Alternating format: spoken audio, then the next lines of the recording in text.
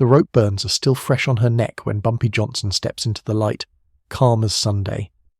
A man in the back mutters suicide. Harlem hears it as a challenge and waits for blood. They didn't bring her into Harlem in an ambulance. They brought her in with a story. She lay on a kitchen table under a bare bulb that hummed like an insect, a clean sheet to her chin, a face washed, hair smoothed, hands folded, too careful, like someone had dressed guilt in Sunday manners. The room smelled of boiled water and cheap soap, the kind people used when they wanted to erase something.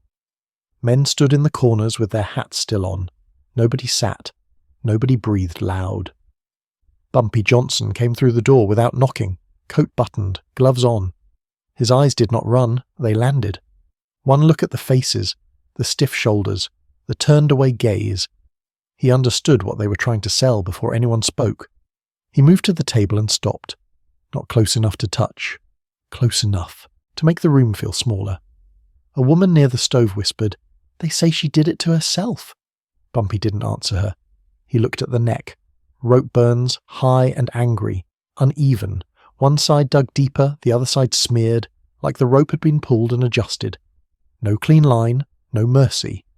The mark wasn't the kind a person gave themselves, it was the kind a person received.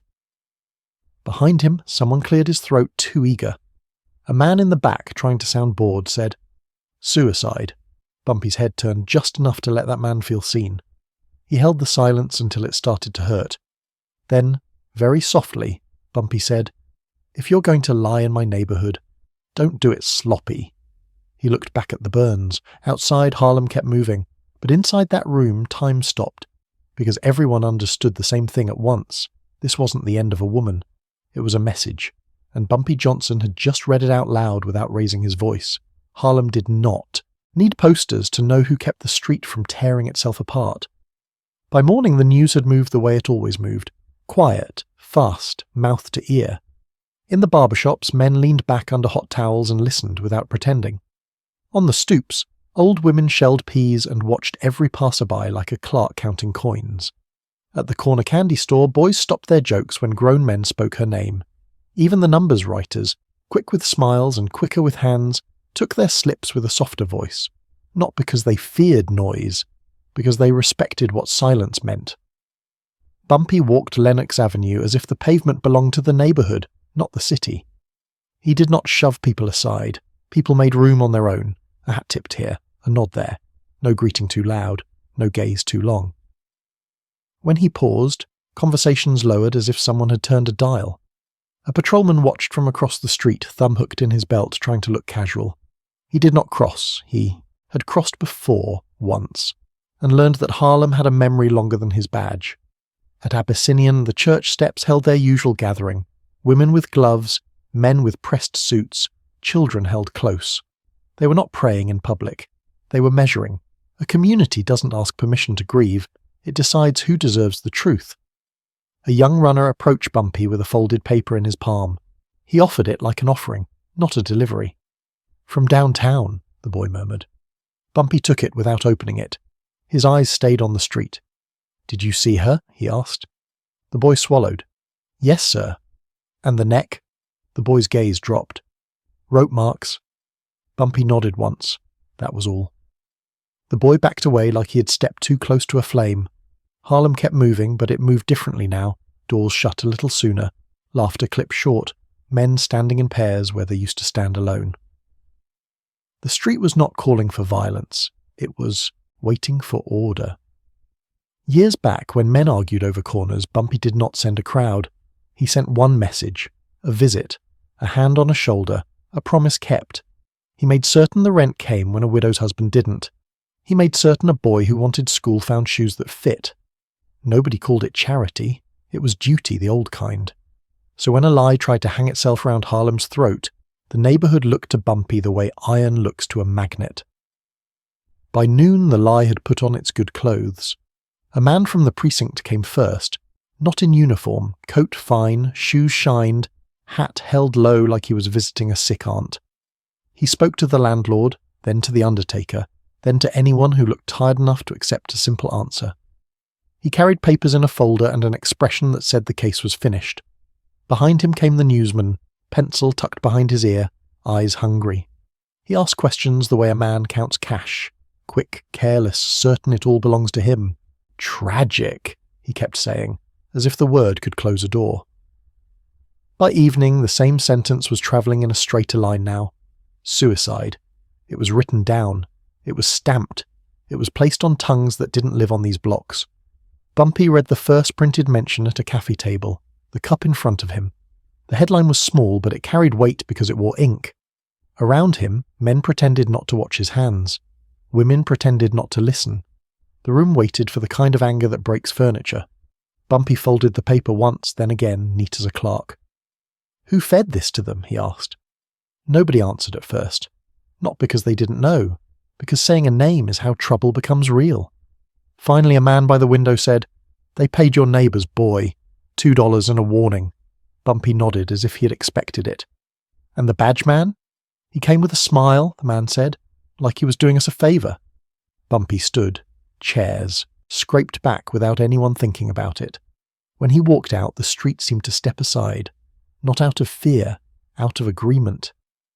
He went to a small office above a storefront where a man with soft hands kept records for people who did not trust banks. The badge man was there, sitting too comfortably, legs crossed, cigar lit like he had earned the air. Bumpy entered and did not remove his gloves. The badge man looked up, slow. "Mr. Johnson, I'm only trying to keep things orderly." Bumpy let the words hang. Then he spoke, quiet enough that the cigar's crackle sounded loud. "Orderly is not the same as clean." The badge man's smile thinned. "She chose." Bumpy lifted one hand, not a threat, an instruction. The room obeyed it. The pencil stopped. The safe man stopped breathing. Bumpy leaned slightly, eyes steady. "You saw the rope burns." The badge man's gaze flicked just once. That was confession. Bumpy nodded, satisfied. "So now you have a choice too." He laid the folded paper on the desk like a bill that had come due. "No more ink," he said. "No more stamps. You don't get to hang her twice." Outside, Harlem listened, and the lie began to sweat. They chose daylight because daylight makes men careful. They wanted mothers and shopkeepers to watch, so the truth would feel impolite, and silence would look like consent from everyone who lived there. They brought their story to the busiest corner, where the trolleys hissed, and the shop doors stayed open, and Harlem's eyes never stopped moving. A plain table was set outside the funeral home like a clerk's counter. On it, a folder of papers, a physician's note, and a statement written in stiff language meant to sound final. The badge man stood with two others, one in a dark suit with a narrow mouth, another with a notebook already open. They spoke as if Harlem belonged to them for the hour. They did not shout. They didn't need to. The insult was in the ease of it. "Missed. Signs," the suit said to the little crowd forming. "Trouble in the mind. A sad choice." He let the words drift toward the women on the steps, toward the men leaning on lampposts, toward the boys pretending not to listen. A murmur rose, low, angry, contained. Then the suit added, almost gentle, "This neighbourhood has influences. Sometimes a person can't bear the weight." That was the hook, not the dead girl, the blame. A public finger pointed without naming Bumpy, because naming him would have made it dangerous. The first man to step forward was a preacher with a thin face and tired eyes. "We bury our own," he said. "We don't bury lies." The suit smiled as if he'd expected scripture. "The papers are already filed." Behind him, the notebook man wet his pencil. That was when Bumpy arrived. No siren, no entourage. Just his coat, his gloves, and the slow certainty of a man who does not hurry for anyone.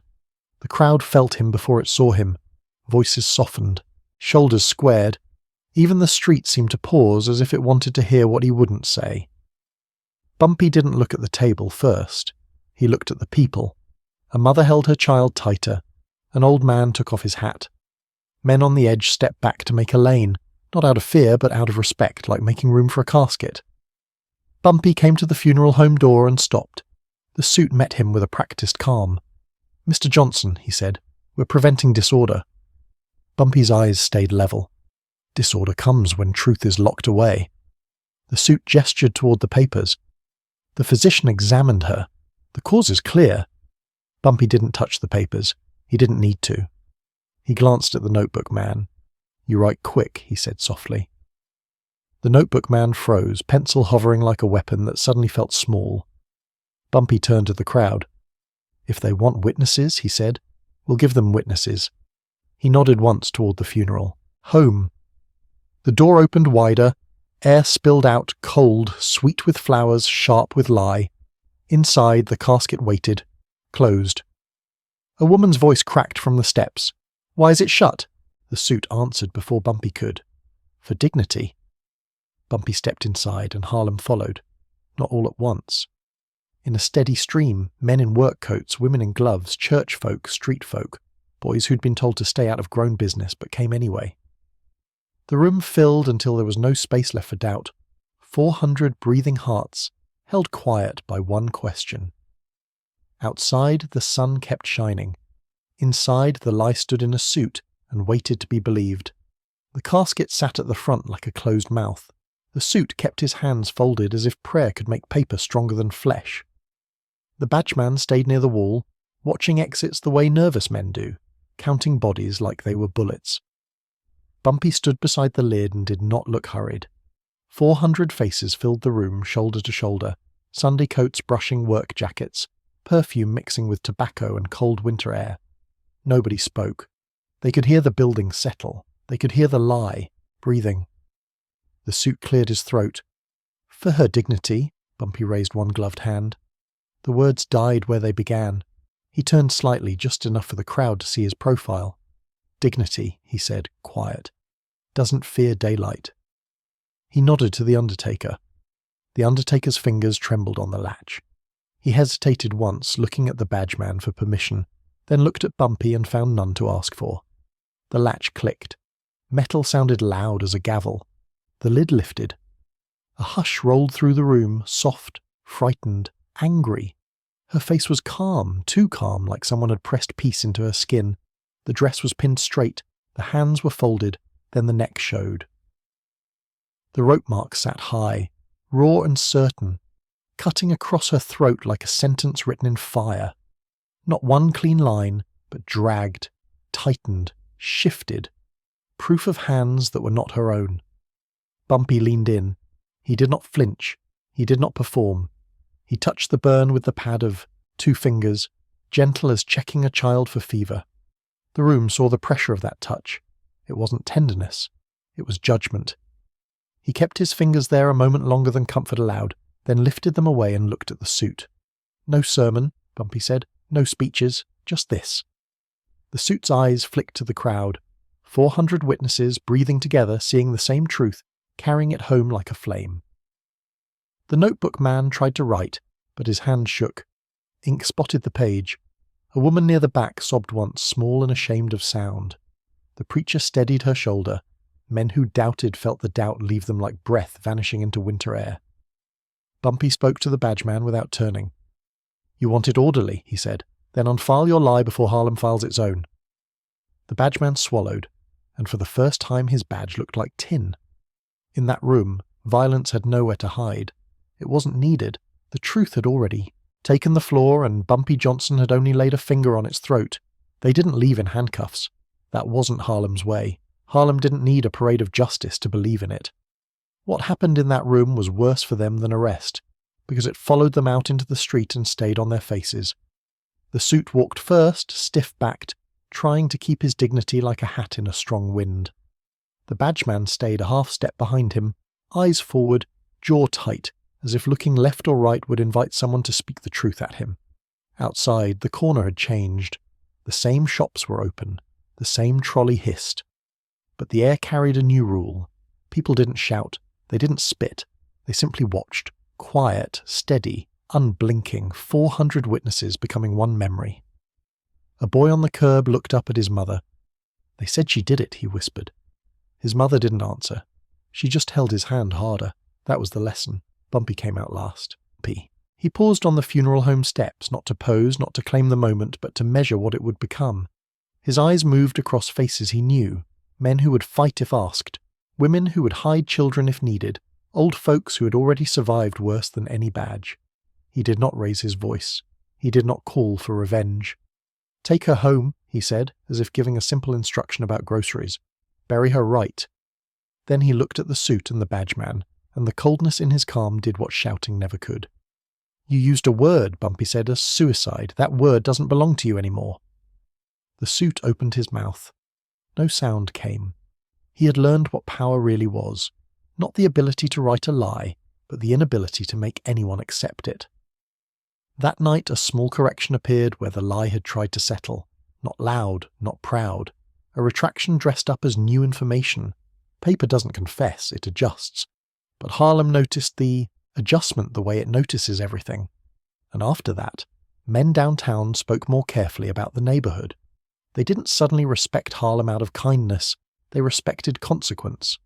Bumpy walked home through streets that felt quieter, not because fear had taken them, but because order had returned. The kind of order that doesn't come from uniforms. It comes from a community that knows who stands between it and the dark, and a man who can touch the truth with 2 fingers and make an entire city remember.